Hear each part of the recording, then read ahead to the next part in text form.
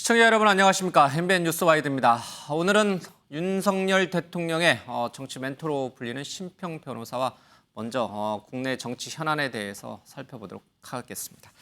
자, 어서 오십시오. 안녕하십니까. 예, 우리 심평 변호사를 이제 주변에서는 윤석열 대통령의 멘토다 이제 이렇게 좀 많이들 좀 부르는 것 같습니다. 선거 캠프에서도 뭐 여러 가지 이제 중요한 고비마다 역할을 하셨는데 일단 그 얘기는 잠시 뒤에 더 여쭤보고요. 네. 지금 이 정치적인 난맥상, 혼란상이 있는데 혹시 대통령과 연락을 혹시 주고받으신 적이 있습니까? 전혀 없습니다. 지금은 이제 전혀 연락을 안 하시는군요, 대통령과. 예. 뭐 제가 멘토라고 하는데 예. 그것도 좀 덧없는 말입니다. 저는 그 당선되시고 나서 제 스스로 모든 통로를 연결 통로를 다 끊어버렸습니다. 아, 변호사님께서 일부러 대통령과 연락을 다 끊어버렸다. 예. 왜 멘토라고 스스로는 부정을 하십니까? 아니 뭐 그렇게 이 대통령의 국정 운영은 그 공식 개통을 통해서 해야 되는 거지. 예. 저 같은 사람이 중간에 개입해서 비선 역할을 해서는 안 되죠. 연락을 주고받으면 비선 역할을 할 수 있고 윤핵관 같은 역할을 할 수 있다 이런 그 뭐 어떻든 뭐 제가 무엇이 부족해서 뭐 그런 역할을 하겠습니까? 그래도 지금 이제 대통령께서 어려운 국면에 처해 있잖아요. 지지율도 뭐 상당히 좀 낮은 상황이 좀 오랫동안 유지되고 있고 또 지금 당내 혼란은 계속 커지고 있고 여기에 대통령이 어떤 역할을 해야 하는 거 아니냐라고 하는 이제 주문은 계속 들어올 거고 이런 상황에서 누군가에게는 방향, 길을 물어보는 약간 이제 그런 멘토가 좀 필요하지 않을까요? 대통령에게도?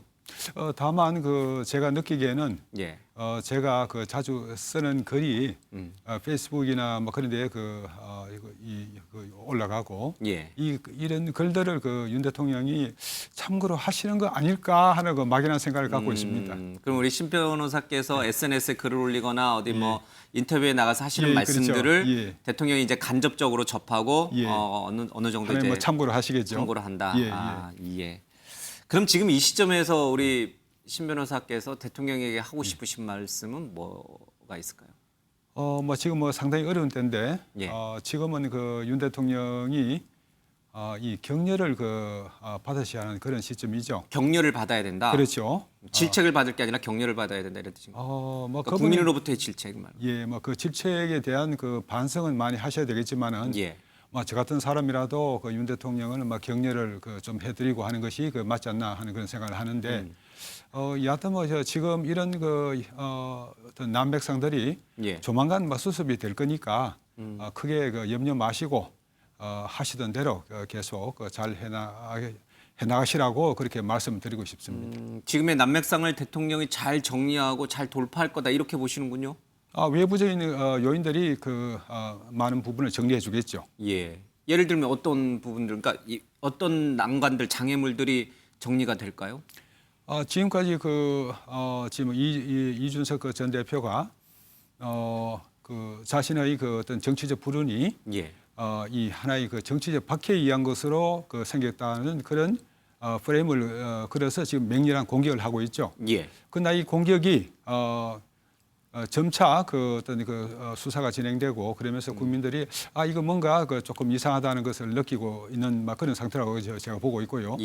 또 이준석 전 대표가 지금 형사 3종 세트입니다. 성상납, 증거인멸, 무고 이 3종 세트를 다 벗어난다는 것은 저는 제가 아는 한 불가능하다고 생각합니다.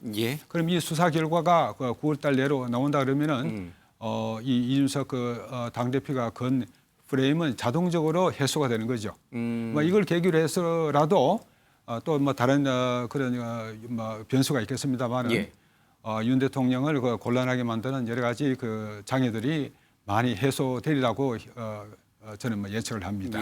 이준석 전 대표를 둘러싼 경찰 수사 결과가 이달 중에 9월 달 안에 나오게 되면 말씀하신 대로 여러 가지 이제 전국을 돌파할 수 있는 어떤 하나의 단초가 될 수도 있겠습니다만은 앞서 말씀하신 대로 이준석 전 대표가 정치적 박해를 받고 있다라고 하는 프레임을 이제 많이 강조하고 있고 거기에 국민 여론도 많이 이제 동조하는 모습을 보여서 대통령이 상대적으로 어려움에 처했다고 말씀하셨어요. 근데 그 정치적 박해를 받고 있다라고 하는 프레임 이건 이준석 대표가 만들어낸 것인가 아니면 실제로 윤핵관 대통령의 의중을 읽고 있는 윤핵관들로부터 실제로 박해를 받기 때문에 그렇게 국민 눈에 비춰지는 것인가? 뭐 제가 볼 때는 예. 그런 이 전 대표가 만들어낸 것이죠. 저는 이 전 대표가 지난번에 국회 기자회견을 한 후로 예. 윤 대통령에 대해서 전면전을 선언하고 또 국민의힘 당을 향해서 어떤 임전무태의 정신으로 지금 이 전쟁을 하고 있죠. 예. 저는 그 기자회견을 하기 전에 이미 이 전 대표는 이런 프레임을 짜가지고 윤 대통령과 그 국힘당을 공격을 전면적으로 할 것이라는 것을 예측을 했습니다. 그렇게 머리가 좋아요? 아유, 뭐 머리가 좋다기보다도 예. 그렇게 말씀하시면 제가 예. 너무 부끄럽습니다. 예. 예. 이미 이제 프레임을 짜놓고 예. 거기에 맞게끔 지금 행동을 하고 있다 이런 뜻이군요. 그렇죠. 제가 한 예측대로 이 전 대표는 그대로 따라하고 있습니다. 근데 왜 국민 눈에는 소위 말하는 윤핵관이라고 불리는 분들이 이준석 전 대표를 쫓아내기 위해서 갖은 방법을 동원하다가 당이 이 지경까지 됐다 이렇게 보고 있을까요? 그런 소위 윤핵관이라는 사람들 그분들이 사실 윤핵관이라는 그 용어 자체가 아주 모멸적인 표현입니다. 사실 그 표현은 이준석 전 대표가 그렇죠. 만든 거예요. 예. 예, 그런 말들을 만드는 것 자체도 문제가 있는데 어떻든 묘멸적인 표현을 들을 만큼 몇 분들은 국민들로부터 강한 반감을 지금까지 사온 것입니다. 예. 그 점을 그분들도 깊이 반성을 해야 된다고 생각합니다. 핵심적 윤핵관으로 불렸던 장제원, 권성동 두 분을 지칭하시는 건가요? 이철규 의원까지? 그렇죠. 그분들이 어느 범위까지 저는 잘은 모르겠습니다만은 예. 오죽하면은 국민들이 어이없는 그런 프레임을 짜가지고 공격을 하는 이준석 전 대표와 똑같이 이 부정적인 평가를 하는데 거기에 대한 책임을 어찌 지지 않을 수가 있겠습니까? 예. 그렇게 말씀을 이제 하신 걸 들어보니까 오히려 윤핵관이라고 불렸던 분들이 이준석 전 대표가 짜놓은 프레임에 오히려 끌려 들어와 가지고 이용당했다 이렇게 표현해도 될까요? 꼭 그런 건 아니죠. 윤핵관 소위 윤핵관 인사들도 분명히 과언은 여러 가지 있었죠. 무리하게 이준석 전 대표를 쫓아내려고 하는 무리수는 있었다. 쫓아낸다기보다는 그거는 역시 어떤 이준석 당대표가 짜놓은 프레임에 의한 설명이고 예. 그 사람들이 쫓아내려고 한 건 아니지 않습니까? 예.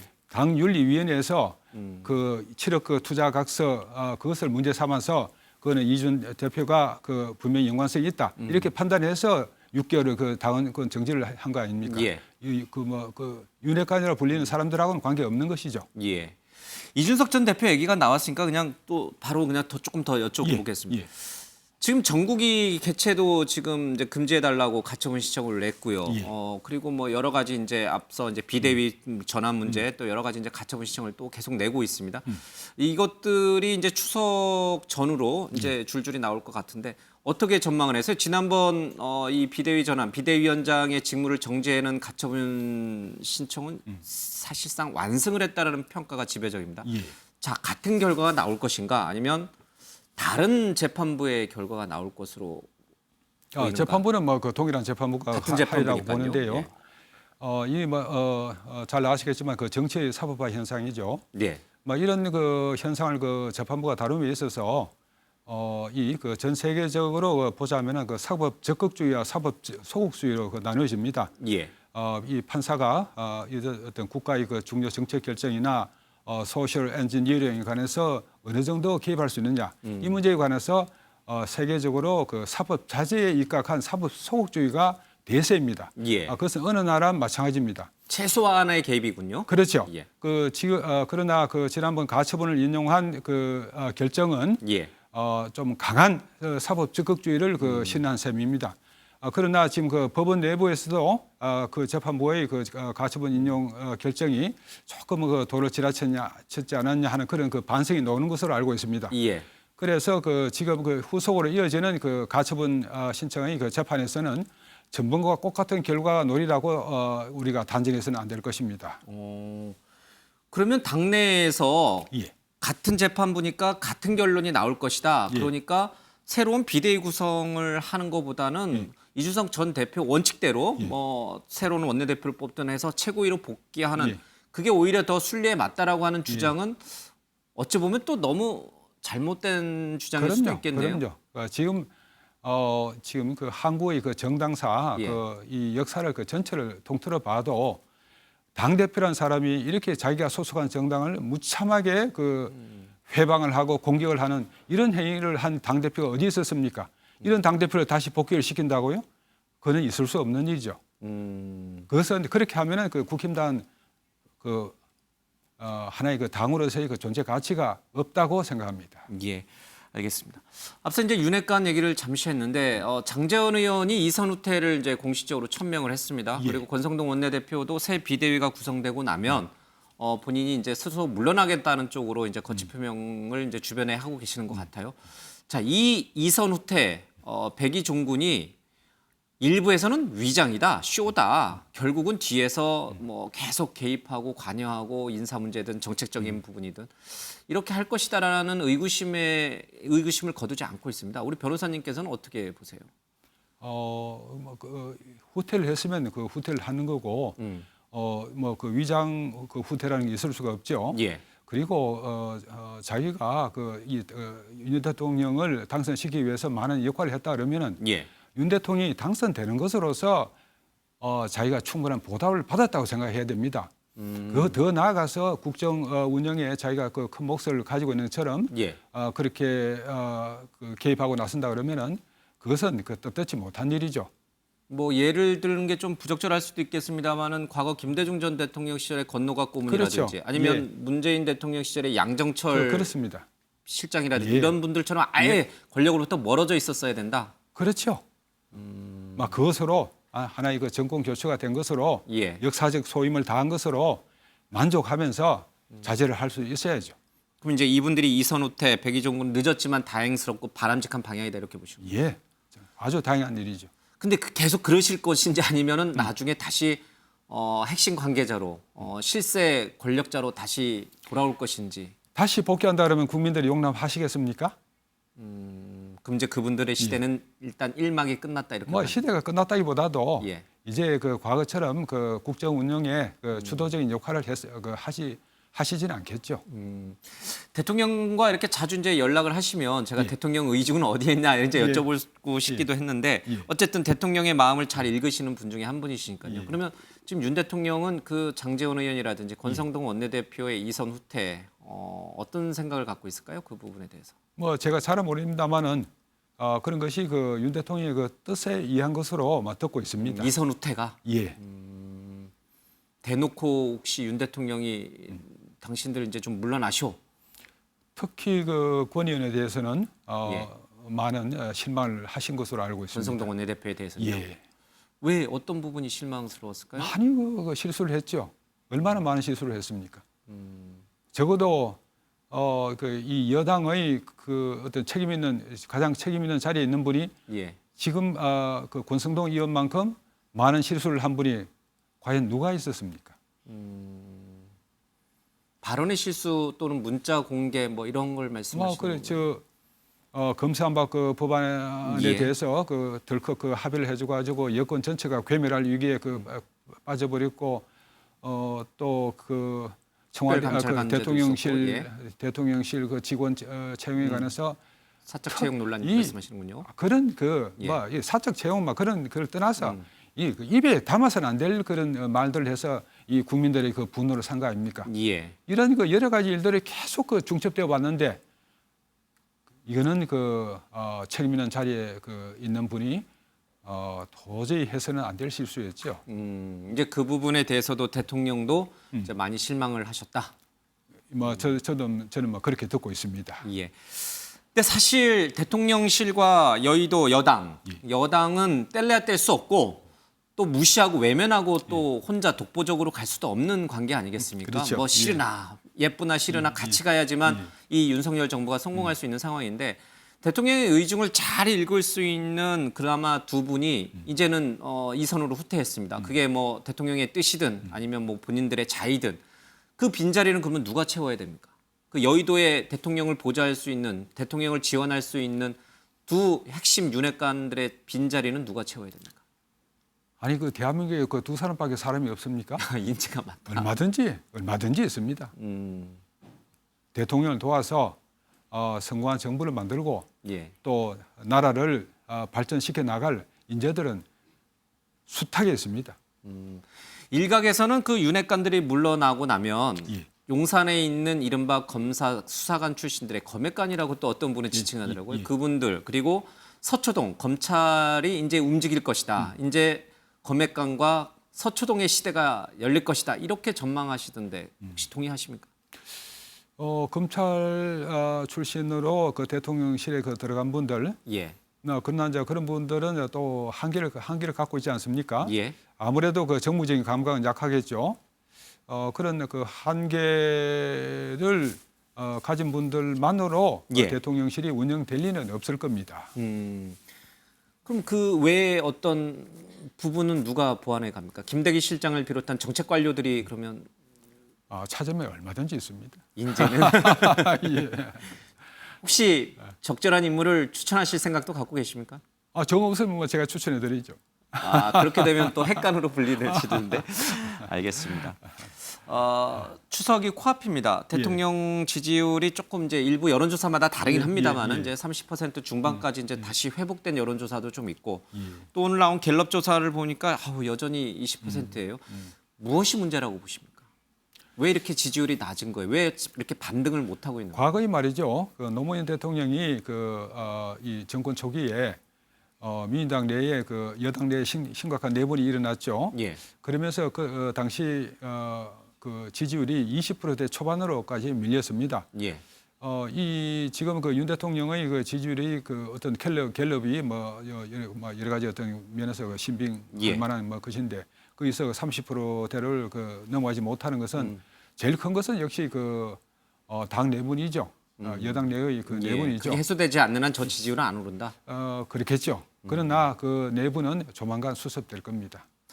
그러면 그 내분 수습하는 수습책과 관련해서 예. 어떤 생각을 갖고 계세요? 지금 뭐 권성동 원내대표가 즉각 사퇴해야 된다. 새로운 원내대표를 뽑아야 된다. 그런 여론도 있고 그래도 이제 수습까지는 권 원내대표가 하고 나서 그다음에 물러나야 된다는 의견도 있고 또 뭐 새 비대위를 구성해야 된다는 의견도 있고 최고위로 복귀해야 된다는 의견도 좀 있습니다. 어떤 수습책이 최선입니까? 일단은 그 국힘당이 그 권성동 의원이 그 여전히 그 어떤 책임을 지는 위치에서 예. 새로운 그 비대위원회를 막 구성을 하기로 그 작전을 했죠. 오늘 상임 전국에서 이제 그렇게 또 그 추석 전에 있고요. 막 구성을 하기로 했으니까 거의 따라서 절차를 뭐 진행시키지 않겠습니까? 뭐 즉각 사퇴하고 새 원내대표 뽑고 이런 거는 아니다. 이제는 뭐 그런 단계는 지나갔죠. 안철수 의원이 방금 제가 말한 예. 이제 즉각 사퇴 그다음에 최고위 복귀를 이제 주장하시는 쪽으로 예. 약간 입장이 과거는 좀 바뀌신 것 같아요. 윤핵관과 이렇게 좀 친분이 있으신 줄 알았더니 그건 아니고 안철수 의원과 윤석열 대통령의 후보 단일화 작업에 깊숙이 개입하신 걸로 제가 알고 있는데 지금의 이 안철수 의원의 이 행동은 왜 그런 건가요? 그 행동의 의미 왜 그런지 혹시 그 이유를 유추해 볼 수 있을까요? 왜 갑자기 권성동 원내대표도 윤핵관과 멀어질까? 잘은 모르겠습니다만은 제가 알기로는 안철수 전 대표가 지금 그 국힘당 내부에서 막 크게 그 신망을 얻고 있지는 못합니다. 그 주요한 원인 중에 하나는 그 자기가 같이 키워준 권은희 의원이 이 국힘당 역시 그 칼을 겨누고 있지 않습니까? 예. 그 칼은 역시 그 국힘당에 대한 칼일 뿐만 아니라 안철수 그 전 대표에 대한 대겨누는 칼이기도 합니다. 그런 상황 속에서 안 대표가 크게 그 힘을 쓰지 못하고 또 국힘당 내부에서 쭉 성장을 하신 분은 아니지 않습니까? 그렇게 이제 안 대표가 어떻든 그 마이너리티의 속해 있으니까 지금 어떤 국힘당의 기존의 조직 또 있던 이 수습 방안 그런 것에 관해서 좀 흔들려는 그렇게 흔들어서 자기의 영역을 확보를 하겠다는 뭐 그런 속셈을 가지고 계신 것은 아닌가 전 나름대로는 뭐 그렇게 추측을 합니다. 당내 지지 기반 조직 기반이 약하니까 뭐 여론도 좀 이렇게 등지고 뭐 여러 가지 끌어들이기 위해서 그런 것이다. 결과적으로 후보 단일화를 추진했던 대선 당시에 중요 핵심 이제 인물 중에 한 분이신데 후회하십니까 그러면? 당시에 후보 단일화를 아니 추천했던 거? 정말이에요. 제가 얼마 전에 며칠 전에 광주에 가서 강연을 하고 왔는데 거기 가서 여러분들을 만났는데 많은 분들이 여전히 안철수 대표에 대해서 아주 깊은 신망과 존경을 가지고 있었습니다. 예. 예, 안 대표가 앞으로 어떻든 성공적인 정부 운영을 위해서는 하실 일이 많으리라고 생각합니다. 여전히 기대를 갖고 계시네요. 그럼요. 예, 그만한 어떤 정치인이 우리 한국에서 아주 귀한 존재죠. 예. 예, 그런 참 구하기 힘든 아주 훌륭한 인재 아닙니까? 여전히 안철수 의원에 대한 기대는 여전히 우리 신 변호사께서 갖고 계시는군요. 저는 그렇습니다. 대통령도 비슷한 생각을 갖고 있습니까? 안철수 의원에 대해서? 대통령도 말이죠. 제가 듣기로는 안철수 전 대표에 대해서 한 번도 이런 단일화 합의를 이룰 때의 예. 약속 신이 그것을 어긋난 적은 없습니다. 다만 안 대표의 당내 기반이 너무 취약하다 보니까 예. 대통령이 어떤 당을 좌지우지할 수 있는 그런 단계는 우리가 아니지 않습니까? 예. 그러면서 안 대표의 어떤 정치적 장래에 관해서 좀 더 배려해주지 못하는 하고 싶어도 하지 못하는 예. 그런 것이 아닌가 생각합니다. 알겠습니다. 몇 마디 말씀 안 들은 것 같은데 벌써 20분이 지났습니다. 아이고, 예. 이제 정리를 좀 해야겠습니다. 예. 이재명 대표에 대해서 검찰이 소환 통보를 했습니다. 예. 허위사실 유포 선거법 위반 관련해서 등등이 있습니다. 그러나 바로 새로 당 대표로 취임한 야당에 그것도 국회 다수당을 차지하고 있는 당 대표를 검찰이 소환 통보했습니다. 이게 정치적인 일정에 따른 것이라고 보지는 않습니다만은 야당은 물론 정치 탄압이라고 보긴 합니다만, 자, 이 조치는 어떻게 바람직 잘 된 것인지 아니면 또 어떻게 또 이 여야 극한 냉각을 어떻게 또 풀어야 될 것인지. 선거법 이거 위반은 공소시효가 있지 않습니까? 예. 공소시효에 쫓기면서 어쩔 수 없이 소환 통보를 하고 소환하지 검찰청에 출두 안 하시더라도 바로 기소를 하겠죠. 예. 그런 차원의 것이지 여기에 크게 정치적인 함의가 있겠습니까? 예. 그럼 그 부분은 그냥 사법적인 절차대로 그냥 그렇죠. 응하면 예. 될 일이다. 예. 정치 탄압으로 보지 말라 이런 뜻이군요. 그렇죠. 예. 예. 지금 우리가 검찰이라고 해서 한간에서 말하는 것은 정치 검찰로 해서 검찰이 정치에 깊숙이 관여하고 하는 그런 시대는 아니지 않습니까? 예. 알겠습니다. 제가 참 많은 것들을 좀 여쭤봤습니다. 혹시 못 다시고 싶은 얘기 있으시면 잠깐 할 기회를 드릴까요? 아니면 윤 대통령에 대해서 조언을 해주셔도 좋고 제가 이제 한 가지 말씀을 드리자면은 예. 지금 여러 가지 공경에 처해 있습니다만은 좀 더 넓은 시각을 가지면서 우리 사회를 근본적으로 바꿔 나갈 수 있는 그런 개혁의 조치들, 국민들에게 꿈과 희망을 선사할 수 있는 예. 그런 조치들을 윤 대통령이 구상을 해서 실현을 한다 그러면은 지지율 반등은 쉽게 일어나리라고 생각합니다. 예, 알겠습니다. 자, 오늘 심평 변호사와 함께 윤석열 정부의 여러 가지 문제들을 좀 짚어봤습니다. 오늘 말씀 잘 들었습니다. 고맙습니다. 예, 수고하셨습니다. 네, 국민의힘 내용 상황이 조금씩 정리 국면으로 접어드는 것 같습니다. 새 비대위 구성을 위해서 여러 법적인 절차들이 속도감 있게 진행이 되고 있습니다. 관련 영상 보겠습니다.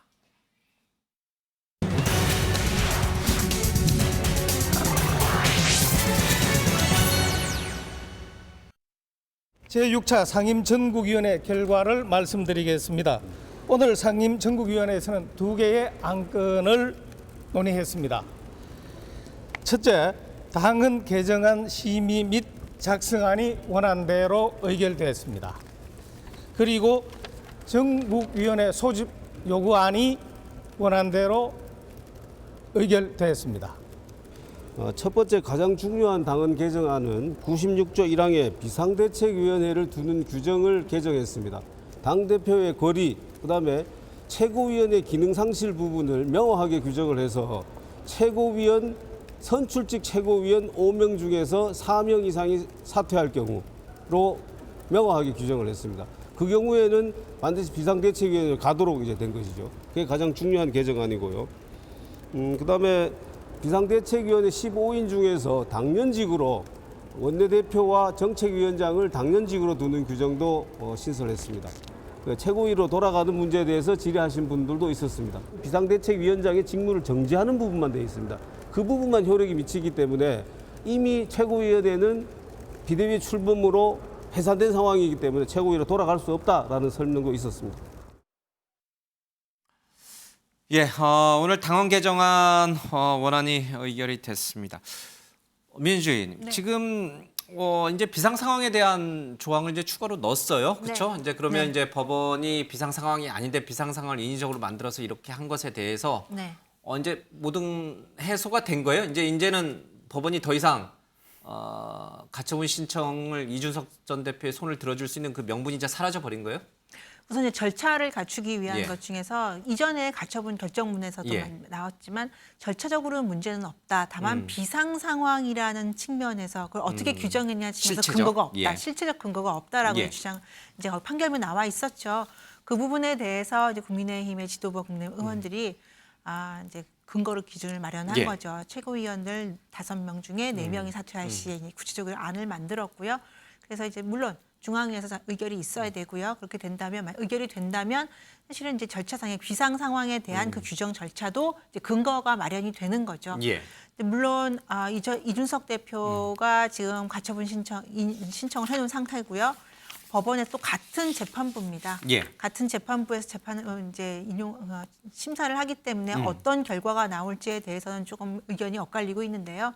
기본적으로는 근거를 마련했기 때문에 이제 찬반 양론이 있죠. 인용될 예. 것이다, 인용이 되지 않을 것이다라는 부분이 있습니다. 이준석 대변인, 지금 이제 이렇게 되면 이제 전국이 의결을 거쳐서 새로운 비대위 구성으로 이제 가는 것 같아요. 좀 뭐 권성동 원내대표 즉각 사퇴하고 최고위 복귀하자 뭐 이런 여론도 있긴 합니다만은 일단 방향은 좀 그렇게 정리가 된 것 같죠? 당내 상황은. 정리가 된 게 아니라 그렇게 좀 가고 있는 겁니다. 그리고 실질적으로 그 이전 최고위 체제로 가자는 얘기는 예.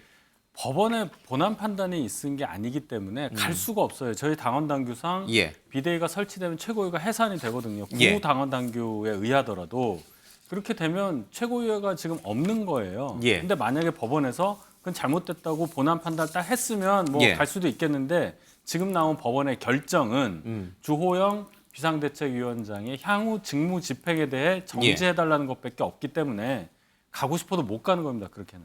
예. 자, 이제 새 비대위로 방향을 잡았으면 이제 비대위원장도 뽑아야 되잖아요. 네. 누가 됩니까?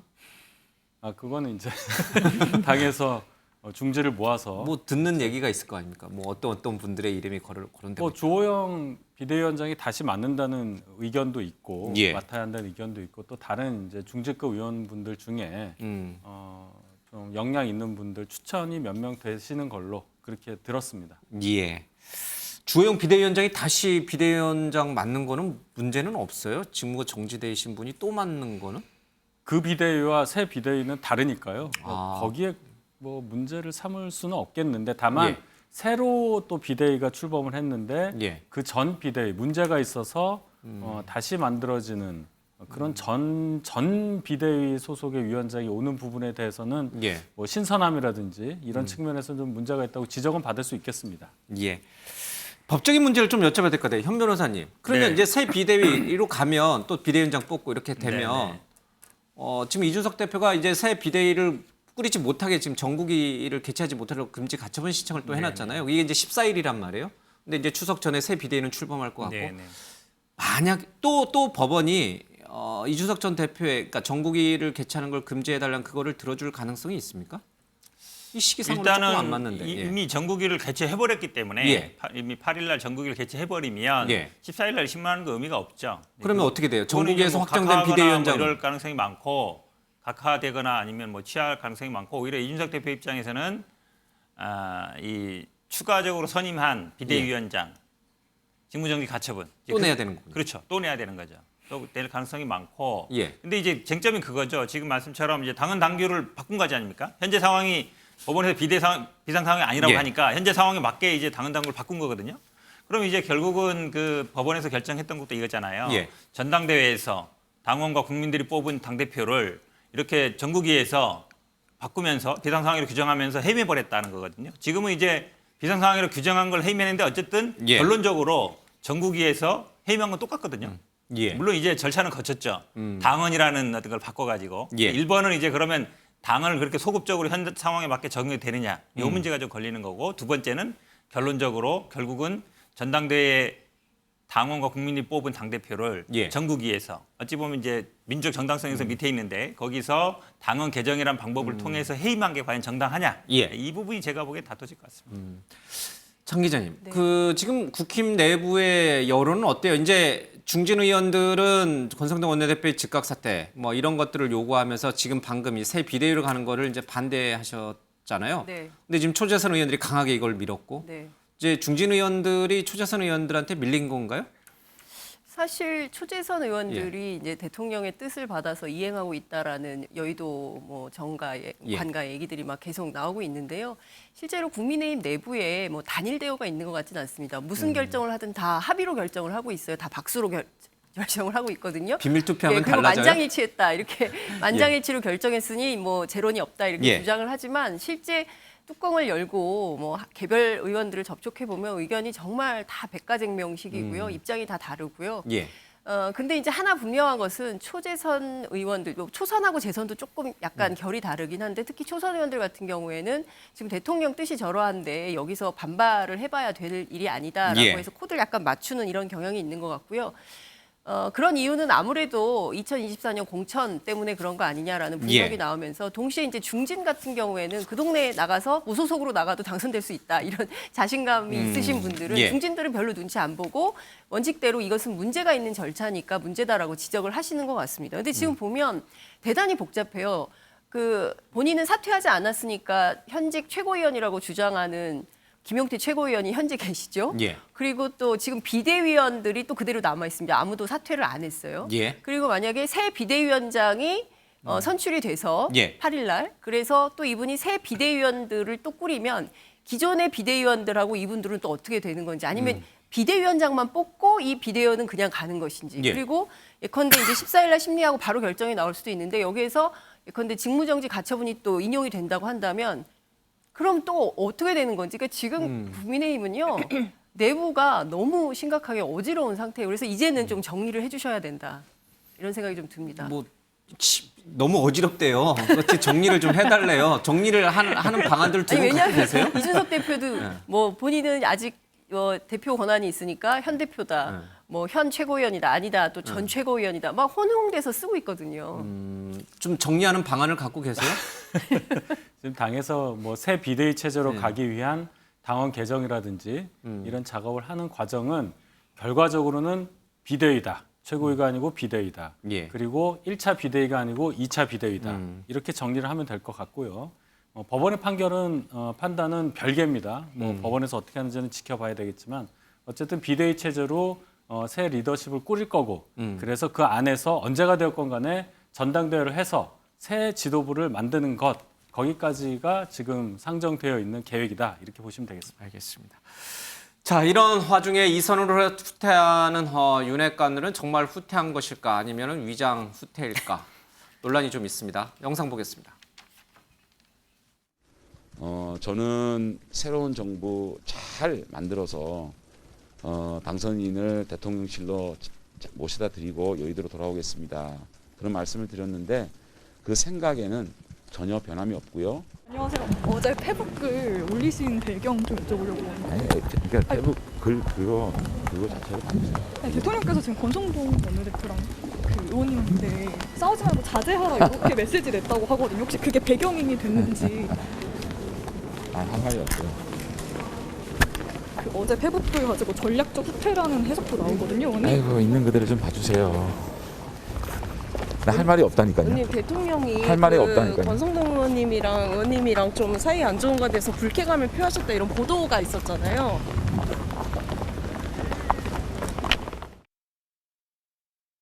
새로운 비대위원장 후보는 지금 정하고 계신가요? 의원님들의 의견을 고루 청취해서 전국이 의견이 있은 직후에 발표하도록 하겠습니다. 혼란을 바라보시는 어떤 심정 착착하실 것 같은데 당부하실 만한 특별한 메시지가 있다면 한 말씀 부탁드립니다. 저는 늘 당이라고 하는 것은 소속 의원과 또 우리 당원들이 치열하게 논의하고 거기서 내린 결과는 또 받아들이고 따라가고 이렇게 하는 게 정당 아니겠습니까? 그래서 자유민주주의를 실현하기 위한 정당은 정당 내부도 민주적 원리에 따라서 가동이 돼야 된다 하는 생각을 가지고 있고, 대통령으로서 무슨 당무에 대해서 이래라 저래라 하는 것은 바람직하지 않다고 저는 보고 있고요. 하여튼 뭐. 네, 이렇게 윤핵관들은 이선을 후퇴했고 당은 새 비대위로 꾸리는 쪽으로 갔습니다. 이런 과정에서 민주적 절차, 민주적 가버넌스가 중요하다. 이 대통령이 얘기하셨고요. 당무에 뭐 대통령이 직접 이래라 저래라 지시하지는 않겠다 이제 얘기했습니다. 그러면 윤핵관들은 진짜 물러난 것인가? 이준석 전 대표는 아니고 위장쇼다 이렇게 주장하고 있죠. 지금 방금 이준석 전 대표가 페이스북에 저 글을 올렸어요. 윤핵관의 이익을 위하는 분들 에너지 넘치게 파이팅. 이게 좀 전에 아까 심평 변호사랑 인터뷰하는 걸 보고 하신 말씀인가? 누구를 윤핵관의 이익을 위하는 분들이 누구예요? 뭐 이제 이준석 대표가 이제 지목하는 윤핵관 의원들이 있잖아요. 예. 그분들과 가까운 제가 보기엔 호소인들? 그렇죠. 뭐 초재선 의원들을 지칭하는 것 같아요. 근데 오늘 비대위로 가도록 그렇게 하신 분들 상임 정국위 분들 앞장서서 나섰던 분들을 지금 지목하는 것 같은데, 제가 보기에는 뭐 몇몇 지금 당내 전 주류 세력이라고 표현을 하고 싶은데요. 자꾸 이제 당을 분열시키기 위해서 무슨 핵관이다 이런 말을 쓰기보다는 당내 주류 세력의 그 핵심이 되는 뭐 권성동 의원이 장제원 의원이 지금 권성동 대표 같은 경우에는 비대위를 꾸려야 되기 때문에 지금 일단 당직을 가지고 있지만 장제원 의원은 이제 백의종군하겠다라는 이제 이야기를 하고 있죠. 특히나 이제 임명직은 맞지 않겠다라고 지금 얘기를 하고까지 본인이 이제 후퇴하겠다라고 물러나겠다라고 얘기한 상황에서 글쎄요, 뭐 윤핵관 호소인들이라고 지칭했던 그분들이 과연 계속 그렇게 장제원 의원과 같은 스탠스를 취할까, 같은 정치적 행보를 할까, 그것도 좀 지켜봐야 될 것 같고요.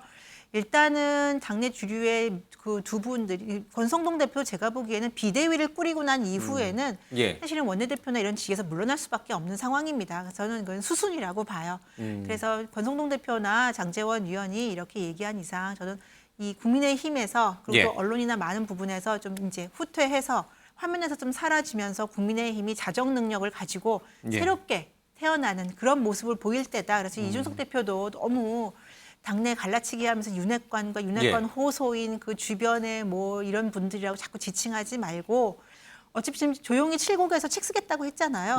그러면 본인이 책을 좀 통해서 하고 싶은 이야기들을 하면 될 것 같아요. 굳이 이제 저렇게까지 SNS를 통해서 자극적인 발언을 하기보다는요. 현 변호사님, 윤핵관의 이익을 위하는 분들은 이제 오늘 그 비대위 전환을 좀 추진했던 초선 의원들을 주로 이제 지칭하는 것처럼 느끼는 한데, 에너지 넘치게 파이팅은 뭐예요? 더 열심히 해봐라. 다 무용지물이 될 것이다. 이런 자신감의 발로인가요? 약간 지금 말씀하신 것처럼 아마 3차 지금 3번까지 제기했지만 결국은 여기서 결론이 안 나면 결국은 이제 새로 비대위원장 선임할 거잖아요. 그분 상대로 직무정지 신청을 안 할 수가 없어요. 만약에 그대로 가버리면 뭐 그전에 건 다 소용 없어지는 거니까 이제 그럴 것 같은데, 어쨌든 뭐 저 개인적으로 보기에는 이제 비대위원장 선출해라. 나는 어쨌든 법적 대응할 수밖에 없다. 이런 취지인 것 같습니다. 댓글이 그 짧은 사이에 100개나 달렸어요. 저 누가 달았는지 제가 아직 보지는 못했는데, 윤핵관은 분명히 이선으로 후퇴하고 사라지는 걸로 지금 정리가 된 것 같은데, 이준석 전 대표가 계속 저렇게 SNS나 아니면 뭐 어디 인터뷰를 통해서 윤핵관 이 용어를 계속 쓰는 한 윤핵관은 사라질 수가 없는 거 아닌가요? 누군가 호명하는 순간, 그렇죠? 존재 자체가 살아나는 거잖아요. 그러니까 이준석 전 대표가 윤핵관은 용어를 쓰지 말아야지 사라지는 건데, 계속 용어를 쓰는 순간 사람들은 사라진 게 아닌가? 정말 물밑에서 여전히 움직이나? 뭐 이렇게 생각할 거 아니에요. 그런 생각들을 가질 수 있죠. 그리고 실제로 저렇게 두 분께서 이제 뭐 장제원 의원은 이제 맞지 않겠다, 모든 공직을 뭐 이런 선언을 하셨고, 그리고 또 권성동 의원 같은 경우에 또 새 비대위원장이 이제 선임이 되면 본인 물러나겠다 이런 입장을 밝혀서 사실상 이선 후퇴를 얘기했지만, 그럼에도 불구하고 또 뒤에서 뭔가 움직임이 있을 것이다라는 의혹과 의문을 계속 가지고 있는 것이죠. 그리고 실제로 이제 가장 중요한 거는 대통령께서 어떤 마음을 갖고 있느냐인 것 같은데요. 정치권 취재를 해보면 대충 저 두 분에 대한 신임이 많이 떨어진 것은 사실인 것 같다. 아까 심평 변호사도 그러시더라고요. 아, 그랬어요? 예. 특히 이제 권 의원에 대해서 더 실망했다 이렇게 얘기하시더라고요. 저희들은 이제 장재원 의원인 줄 알았는데 그게 아니고 이제. 예. 근데 하여튼 3번이나 실수를 연거푸했고 예. 그 부분에 대해서 책임지라는 요구가 많았는데 사실 내부에서 잘 정리정돈이 안 됐던 문제가 있기 때문에 좀 그런 것 같고요. 실제로 이 과정에서 대통령이 제대로 보고받지 못했던 측면에 대한 비판 뭐 이런 것도 있는 것 같고요. 예. 그래서 그런 것 같습니다. 그래서 사실은 두 분이 사라지면 뭐 새로운 그럼 앞으로 예. 대통령이 누구랑 할 거냐. 그래서 정무비서관 2명이 이제 물망에 오르고 있고 예. 한 분은 내정이 됐다는 보도가 나오고 있는데요. 사실상 박근혜 정부에서 활약을 하신 분들이고 예. 또 한 분은 장경상 국장 같은 경우에는 십상시 멤버로도 알려져 예. 있기 때문에 MB계가 사라지고 다시 또 친박계가 올라오는 거 아니냐 이런 전망을 하는 것 같습니다. 윤희석 대변인. 진짜 일부 언론들이 지금 계속 보도를 하고 있습니다만은 윤 대통령이 이른바 윤핵관들하고 멀어지게 된 결정적 계기가 뭐 시민사회 수석실에 있는 뭐 행정관 비서관급 휴대전화를 턱 열어봤더니 뭐 기민한 여러 가지 이제 정보들이 자기들 그러니까 소위 말하는 어공들 이제 윤핵관들이 추천해서 대통령실에 들어갔던 사람들만의 어떤 단톡방이 있는 모양이죠. 거기에서 막 서로 공유되더라. 또 뭐 어느 비서관실에 있는 2급 비서관이 뭐 인사와 관련된 내밀한 정보를 바깥으로 윤핵관에게 자신을 청구해 준 분에게 뭐 보고한다더라. 뭐 이런 카더라 같은 얘기들이 일부 언론에 또 보도가 돼요. 사실은 정말인가요? 제가 여쭤보는 그러니까 기사 내용과 비슷한 상황들이 있었던 걸로 보이고요. 그것이 약간 정설에 가깝군요. 그런 것들이. 저는 그렇게 봅니다. 예. 그래서 대통령실에서 처음에 어느 정도 문책성으로 인사 교체를 하려고 했던 게 좀 폭이 커졌다. 그게 이번 대대적인 예, 감찰이다. 그렇게 봐야 될 것 같고 그렇게 되면은 그분들을 소위 말해서 천거했던 분들에 대한 어떤 책임도 물을 수 있는 것이고 예. 그것이 뭐 누가 되었건 지금 생각하는 건 다 장재원 의원이라고 다 보시잖아요. 예. 그런 상황이라고 해석이 되는 거고 권성동 의원 같은 경우에는 원내대표 되신 이후에 몇 가지 그런 무리를 일으켰던 부분 더하기 당내 상황 수습에 있어서 대통령께서 기대하시는 바와 좀 다르게 갔던 그 부분, 예. 그 부분에 대해서 또 책임을 물으실 수 있는 그런 상황은 확실한 것 같습니다. 그러면은 이분들은 대통령의 의지에 따라서 이선으로 물론 자의도 있겠습니다만 대통령 의지 그러니까 타의에 의해서 이선으로 밀려난 거면 나중에 다시 돌아오기는 어려운 거 아닌가요? 타의라고 보기가 그래요. 예를 들어 장재원 의원 같은 경우에 그저께 그 본인의 얘기를 했잖아요. 예. 앞으로 공직을 맡지 않겠다. 민심이 어떻게 반응하는지 또 예. 당심은 어떤 생각을 하고 있는지를 예. 반영한 결과라고 저는 봐요. 어찌되었건 간에 본인이 물론 억울한 부분도 있겠지만은 지금 이러한 당내 내홍이라든지 예. 국정 지지율 추락에는 분명히 본인의 책임도 있다는 걸 자인을 한 거기 때문에 저는 그 부분에 있어서 장재원 의원의 결단은 굉장히 높이 평가합니다. 권성동 의원께서도 사퇴라는 말만 안 했지 이 당의 이런 분란을 수습한 다음에 거취 표명하겠다. 예. 이 얘기는 본인의 어떤 책임을 수긍한 거라고 봐야 되거든요. 그걸 타의라고 보기는 저는 어렵다고 봅니다. 예. 앞서 심평 변호사한테도 제가 여쭤봤습니다만은 그래서 이렇게 이선으로 후퇴한 이른바 윤핵관들은 과거 DJ 정부 때 그 DJ 대통령 당선의 1등 공신이었던 권노갑 의원이 완전히 권력에서 멀어진 것. 네. 또 문재인 정부의 1등 공신이었던 양정철 부실장 이제 그 임종석 실장에게 양보하고 권력의 뒤로 멀리 유학을 떠나셨다가 진짜 떠나버리신 꼴이 됐지만 어쨌든 뭐 그런 길을 갈 것인지 아니면 박근혜 정부 때 진박 간별사라고 불렸던 누가 진짜 진박이냐 그 역할로 여전히 살아있는 권력으로 있을 것인지 그거 이제 네. 그런 이분법적인 네. 접근을 하시더라고요. 네. 얘기를 들어보니까 진박 간별사처럼 다시 권력 옆에 있기는 좀 어려울 것 같은데요. 당분간은 그래도. 아까 말씀하신 이제 양정철 예. 원장 같은 경우는 복귀했죠. 그래서 총선 때 그분이 복귀하셨다고 봐야 돼요? 2020년도 민주연구원 원장 하면서 총선 공천에 굉장히 큰 영향력을 그 행사했었으니까 부분에서는 복귀했다고 볼 수 있겠군요. 복귀했다고 볼 수 꼭 있죠. 청와대나 대통령실이 그렇죠. 아니더라도. 네, 청와대 가진 못했지만 장관을 한 것도 아니지만 어쨌든 예. 실권을 잡았던 적은 있죠. 그 이후에. 근데 제가 볼 때 장재원 의원이나 권성동 대표를 지금 주로 이제 관심에 초점을 예. 두고 보잖아요. 전 대통령과의 신뢰 관계가 얼마나 있느냐가 중요하다고 봐요. 예. 사실은 지금은 정권 초반이고요. 모든 국민과 정치인들의 관심이 이 정부의 핵심이 누구일까, 누구에게 권력에 가장 권한이 많이 가 있을까, 그리고 대통령의 신뢰가 어느 분한테 가장 많이 가 있나에 초미의 관심이 있거든요. 이 인자가 누군지를 찾고 있군요. 그렇죠. 예. 그래서 정말 작은 몸짓, 작은 움직임 하나에도 굉장히 예민하게 반응을 하는 때가 예. 지금이지 않습니까? 그러다 보니까 사실은 장제원 의원이나 권성동 대표도 일면 억울한 면도 있을 수 있을 것 같아요. 내가 한 것도 아닌데 나는 그런 예. 뜻이 아니었는데 언론에 비춰지기를 또 잘못 비춰질 수도 있고요. 그래서 지금은 이선 후퇴하겠다, 난 모든 것을 내려놓겠다라고 하는 게 적절하다고 보는데요. 대통령께서 또 일을 하시다 보면 또 가까이 또 아주 긴밀하게 상의할 일도 있고요. 비공개로. 그리고 또 믿고 맡길 수 있는 추천을 받을 만한 또 사람들이 필요하지 않습니까? 그런 차원에서 두 분과의 대통령과의 신뢰관계가 얼마냐가 얼마나 이때까지 깊었느냐가 사실은 향후 이 두 분의 정치적인 행보에 영향을 예. 미치지 않을까라고 보여지고요. 지금 장제원 의원이 이제 소위 말해서 용퇴를 한 거죠. 이것만 보더라도 본인이 더 이상 예. 문제가 되기 전에 먼저 물러나는 모습을 보인 것만으로도 실은 대통령을 위해서 내가 예. 이선으로 후퇴한다라는 걸 보임으로써 그 신뢰관계를 좀 유지하고자 하는 것 그런 모습으로 제게는 보입니다. 네. 현 변호사님, 네. 대통령과 사실 가장 지근거리에서 오랫동안 같이 했던 사람들은 지금 대통령실에 가 있는 이른바 검사, 수사관 그렇죠. 출신들. 네. 우리가 이제 박지원 전 원장이 검핵관이라 불렸던 분들이잖아요. 그분들이 정말 다음 총선에 나와서 국회의원이 되고 여의도 당으로 들어가게 되면 정말 그분들이 이제는 국정 하반기에 지금의 이 윤핵관을 대체하는 분들이 될 수 있는 건가요?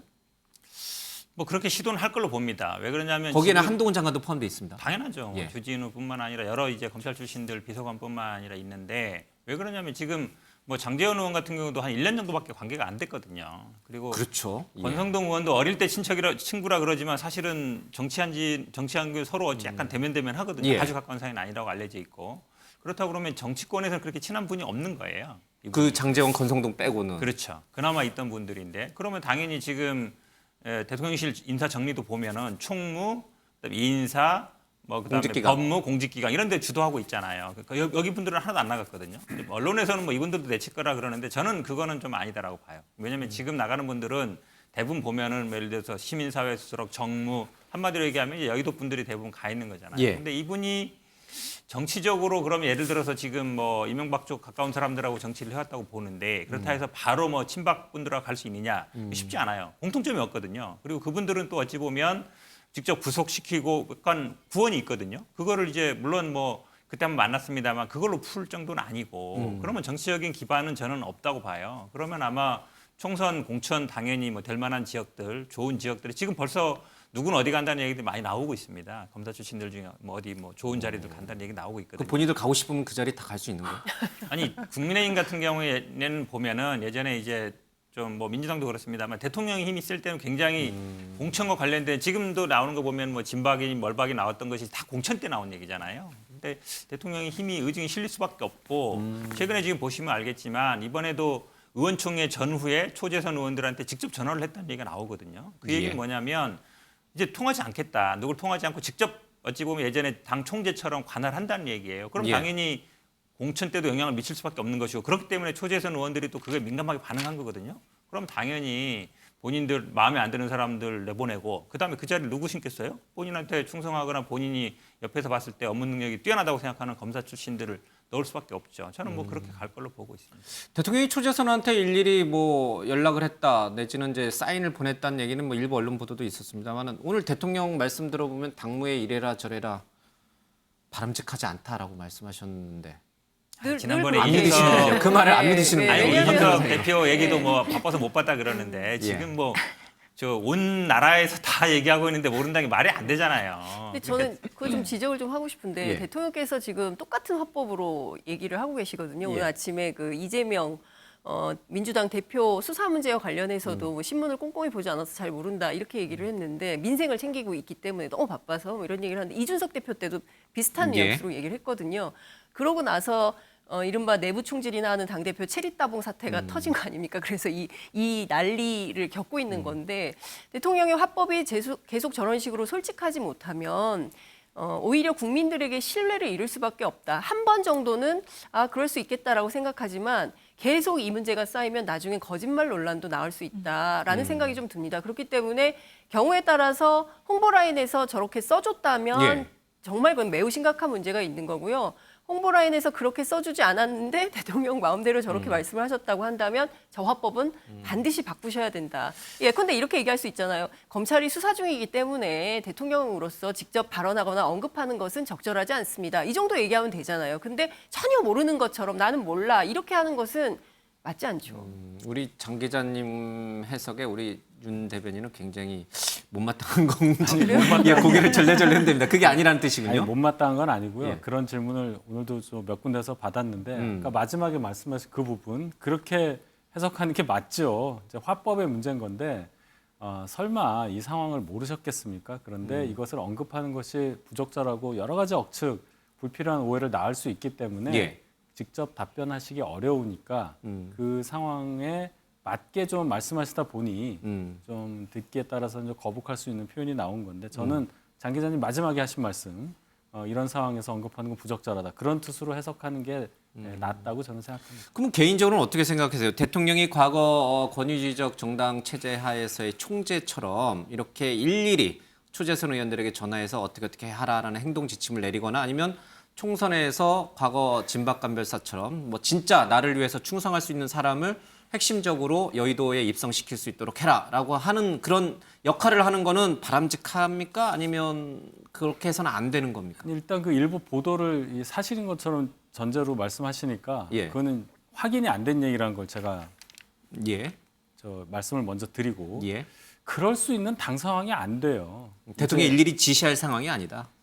지시라기보다는 뭐 소통할 수는 있겠으나 예. 지시를 해서 뭐 몇 명은 그럴 수도 있겠지만 그 상황이 말씀하신 대로 옛날에 총재를 겸임하던 대통령, 제왕적 대통령 시대처럼 그것이 향후 공천과 연결이 돼서 대통령이 공천을 좌지우지하는 그런 지금 상황이냐 우리나라가 국민의힘에 대해서 아무리 비난하시는 분들에 대해서라도 당 상황이 그렇지 않다는 말씀을 드립니다. 분명히 룰이 있고 그렇게 되지가 않는다는 것을 16년도 총선에서도 보셨잖아요. 예. 그 이후 6년이 지났는데 그렇게 되기가 어려운 상황입니다.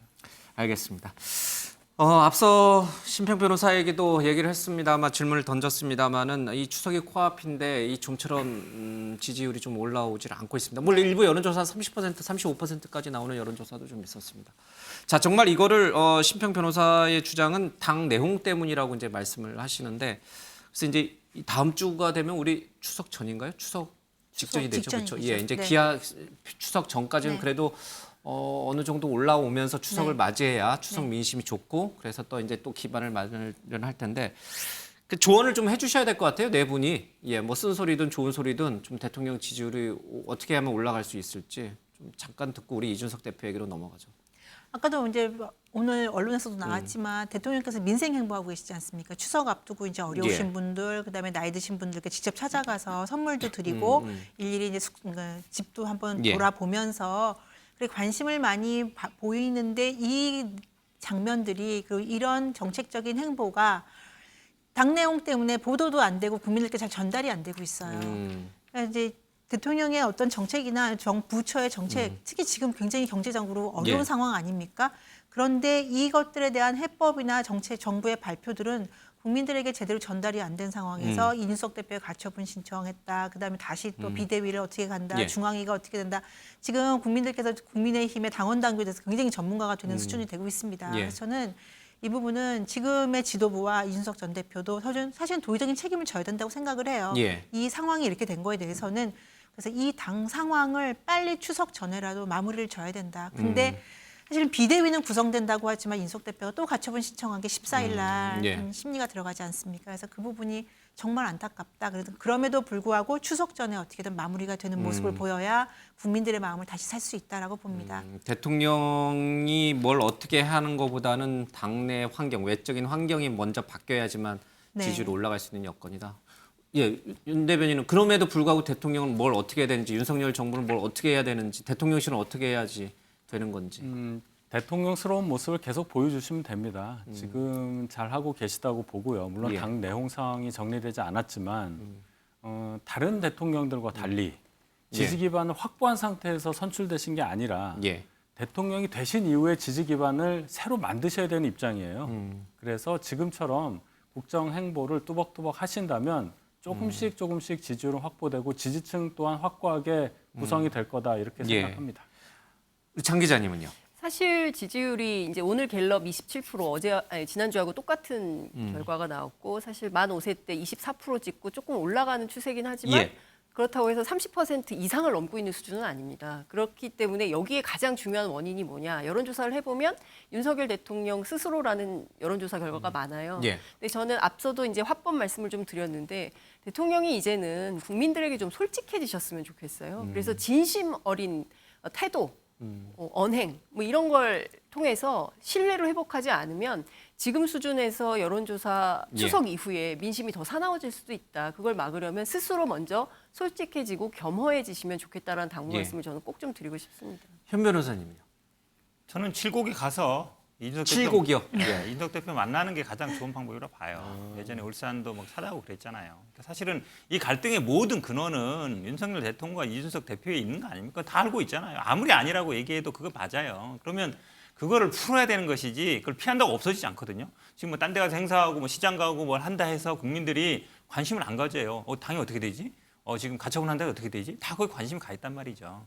이 근본적인 문제를 풀어야 되는데 저는 자꾸 뭐 관심이 없습니다. 뭐 당내 민주주의 해야 됩니다. 그거 다 빙빙 돌려봐야 소용없다는 얘기는 다 알거든요. 근본적인 문제를 해결 안 하고 자꾸 겉돌지 마시고 칠곡 가서 아니면 중간에 만나면 돼요. 대구에서 가서 만나시든지 만나서 풀어라. 그 방법밖에 저는 없는 것 같습니다. 예, 알겠습니다. 다양한 얘기들이 좀 나왔습니다. 자, 이준석 전 대표로 촉발된 이 당내 혼란 상황, 그 끝은 어떻게 될까? 또 그 끝을 가져올 수 있는 트리거, 그러니까 뭐 촉발될 수 있는 단초는 무엇이 될까? 경찰 수사 결과가 될 수도 있는 것인가? 여러 가지 이제 관심이 좀 모아집니다. 이준석 전 대표에게 경찰이 이제 소환을 좀 통보를 했습니다. 나오라고. 그 관련된 얘기들 좀 들어보고요. 다음 이슈로 좀 넘어가겠습니다. 방송에 나가서 저한테 만약 그 질문이 들어오면은 저는 그런 일이 없었다라고 저 명확히 얘기합니다. 매번 사람들이 이야기하는 예를 들어 뭐 김철근 정무실장이 무슨 뭐 7억 각서를 뭐 이렇게 했다. 그 내용이 뭔지를 제대로 알고 있는 사람도 드물어요. 대가성으로 뭐 이렇게 했다 이렇게 이야기하는데 실제 그 각서라고 하는 내용을 살펴봐도 그런 내용도 전혀 없고요. 어제 당 윤리위원회가 이준석 대표에 대한 추가 징계를 사실상 예고하면서 좀 갈등 더 심해지는 거 아니냐는 의견도 있는데 거기에 대해서는 언급하지 않겠습니다. 지금 최근에 대통령과 좀 멀어졌다는 기사들이 나오는데 거기에 대해서는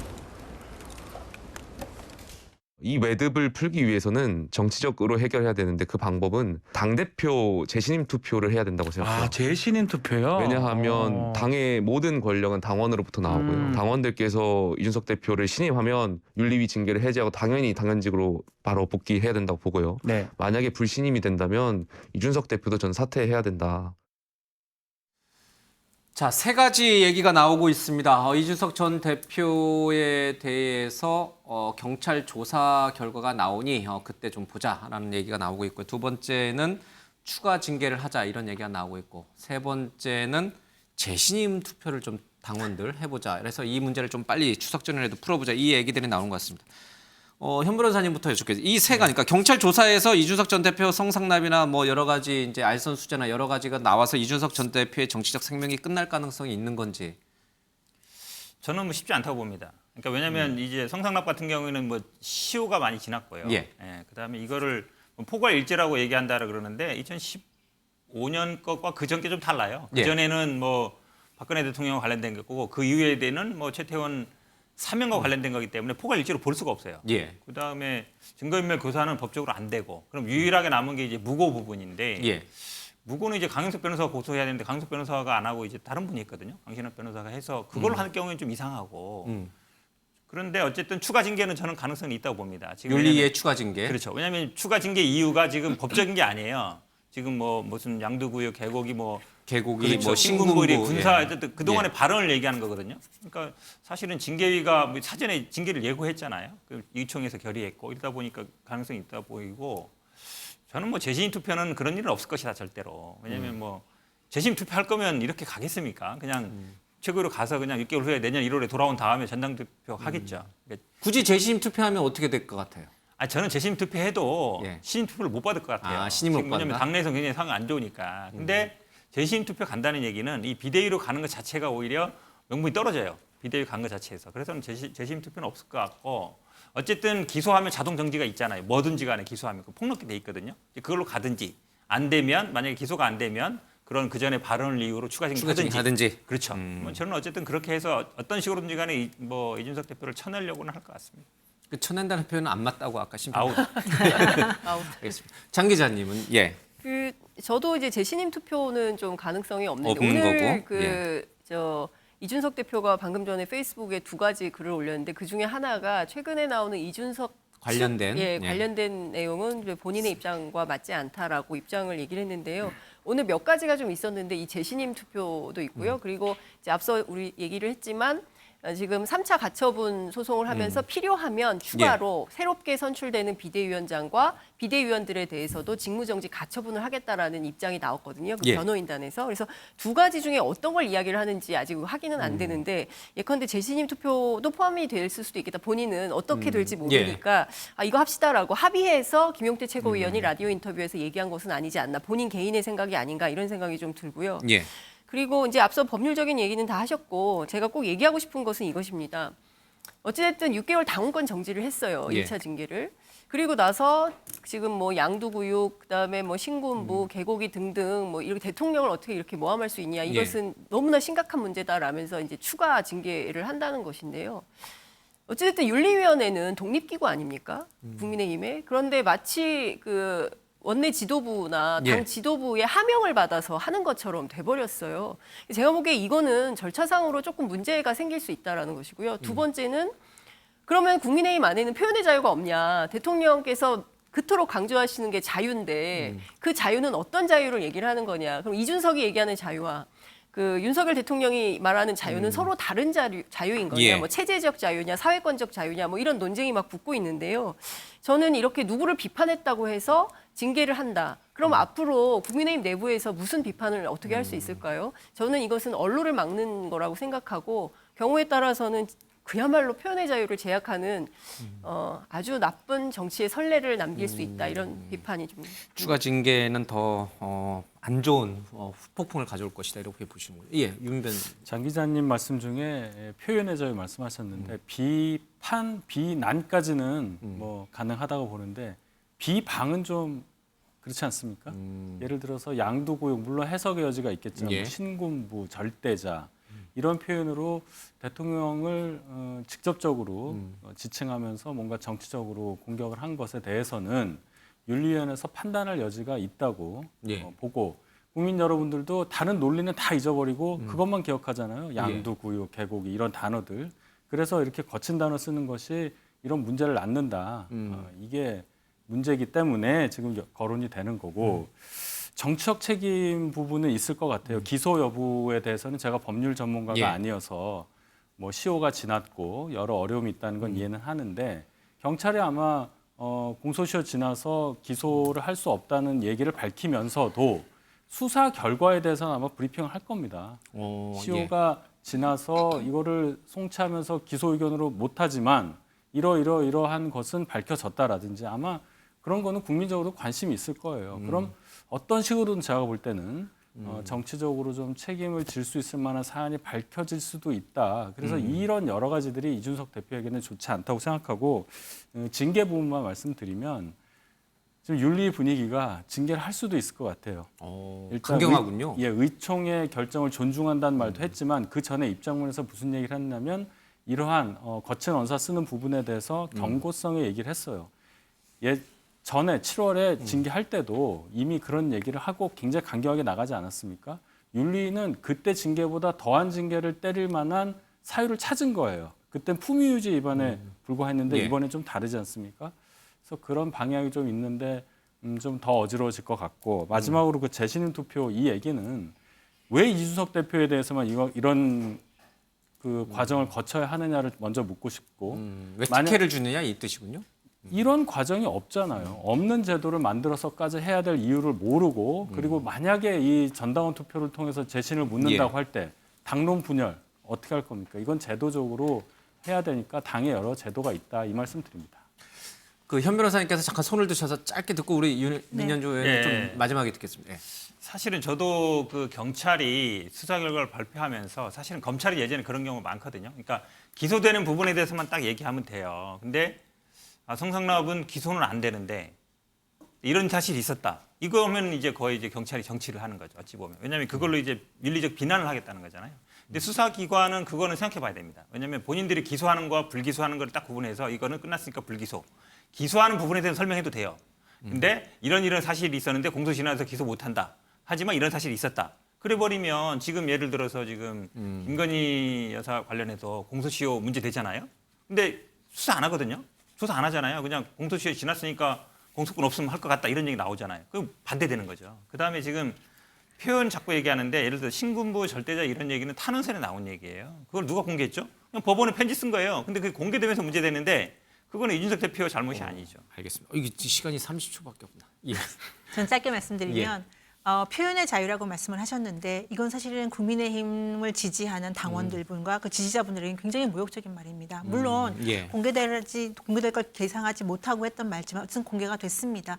뭐 그렇게 말하면 대통령과 권성동 대표의 문자도 공개되지 말았어야 되는 게 공개가 돼서 이렇게 가까이 왔으니까요. 그래서 이건 당원들에게는 굉장히 모욕적인 언사고 국민의힘 정당의 정체성에도 굉장히 크게 상처를 주는 발언이기 때문에 문제가 되지만 저는 이거 정치적으로 윤리위에서 더는 이걸 다루지 않았으면 좋겠다. 왜냐하면 더 분란이 심해질 것이니까. 김용태 최고가 재신임 투표하자고 한 부분은 출구를 마련해주기 위한 노력인 것 같아요. 하지만 이준석 대표를 위한 이런 특별한 절차는 사실 어렵다라고 말씀드립니다.